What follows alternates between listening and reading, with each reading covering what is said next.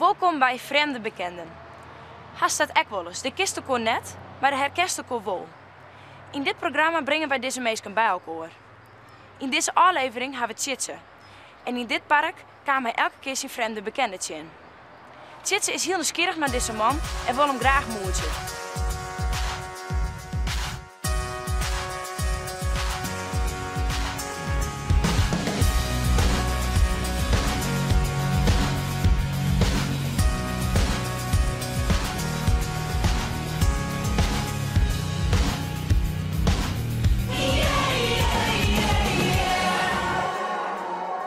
Hallo. Kom maar in. Oké, dank u wel. Kom maar in. Hey Tjitse, wat is de reden dat we nou net in het park binnen, maar dat we hier bij de thuis zitten? Nou, dat had ermee te maken dat ik geopereerd ben aan mijn voeten. Oké. Dus ik kan jammer genoeg net meer in het park. Want ik gomde graag. Want het is een ontmoetingsplaats voor mensen met honden. En dat stel ik zeer op prijs. En er is iemand, die kwam ik ieder morgen. Ik heb hetzelfde tijd zijn.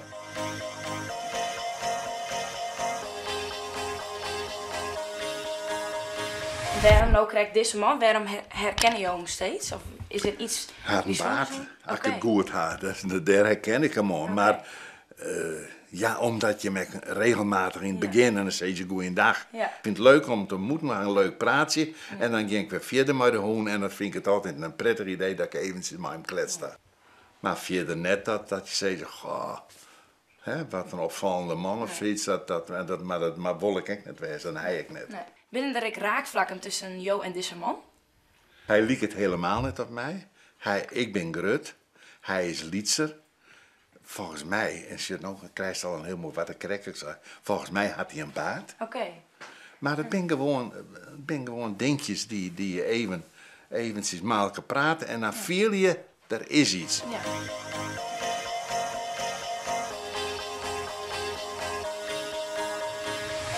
Heb je enig idee van waar Jo de vreemde bekende binnen? Nee, ik zou het niet weten. Ik kom hier in het park en ik kom wel in Stienjes. Ik ga een hoop voor de voetbalclub dingen.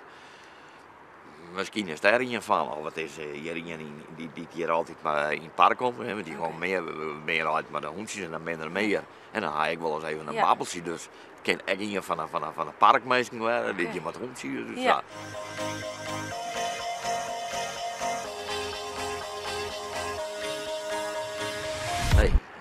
Nee, daar heb ik geen idee van. Oké. En waarom denken Jo dat Jo nou correct herkend wordt en net een Noor? Dat Jo de vreemde bekende binnen? Ik zou het niet weten. Misschien ook een gezicht of... Ik weet het net. Oh, het begint nou wat te rangen, zit Ja. die kant maar op? Ja, Oké. die kant op.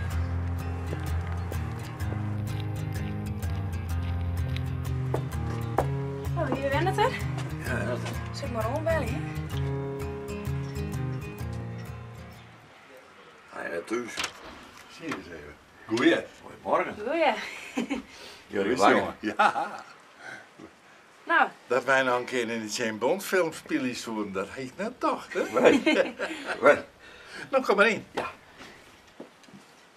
en jullie wie het eigenlijk opvallen dat Tjitse al een paar weken net meer in het park kwam? Of dat je elkaar al een tijdje net meer hier spritsen? Ja, ik kwam de laatste 4 weken kwam ik hem net met zien. Maar ja, goed, het kan hem ook in het waar zitten. Misschien had er wel een hekel aan winter, want het is hier natuurlijk wel een dikke band in het park. Het wie glad en het wie ijs niet en ijs. Dus ja, ik denk... Dus die is er eigenlijk al wel wat hoe nooit dacht. Wie die al opvallen? Ja, maar dat valt je sowieso wel op. Want dan Ik komt... hier geen hekel aan dat, ja, jullie. Ja, nee, dat had ik net verwacht.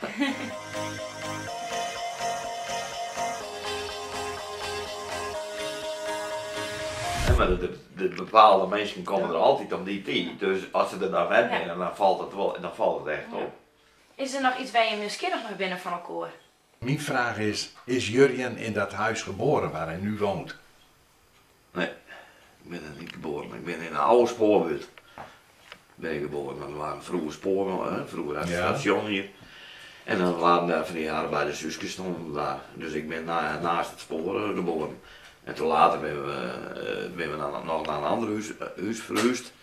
En toen mijn grootvader naar het rusthuis moest, toen hebben we de hele boel verbouwd. Nou ja.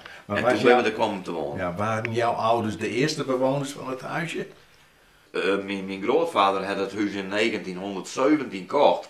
Ik heb een koopakte gevonden van 1917. En nou, dat zit allemaal leuk, ik kan wel even vertellen, er zit nog een leuk verhaal over. Dan moest hij een lening afsluiten van 2750 euro. Dat had het dus Gulden denk ik, hè? ja, sorry, gulden. 2750 gulden. Nou, Dat was in 1917. Toen was het slag. Ja, Jurien Bakker had het gekocht. Toen had er een Piet Bakker in wennen. En dan werd het er weer een Jurien Bakker in.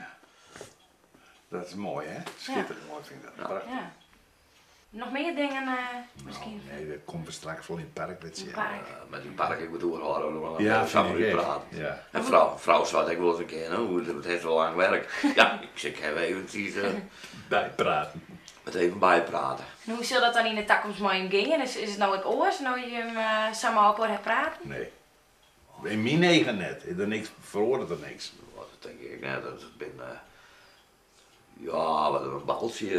Ja, ik denk dat we misschien wel zeggen van, het weer een leuke scholieren die dat niet aanhouden.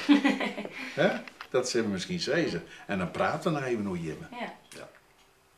Zou er dus altijd wel weer wat wij hem... We altijd wel wat praten. Ja, stof, maar dat hoeven we net om te zien. Nee, natuur. Ja. Alles. Nou, ik kan alleen maar zeggen, ik voel dit een leuk gesprek. En ik hoop dat we elkaar binnenkort weer gauw in het park ontmoeten.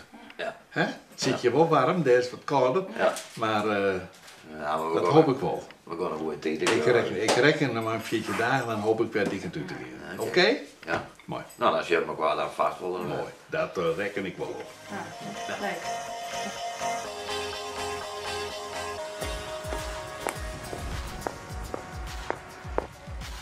Dit was alweer de allerlaatste aflevering van Vreemde Bekenden.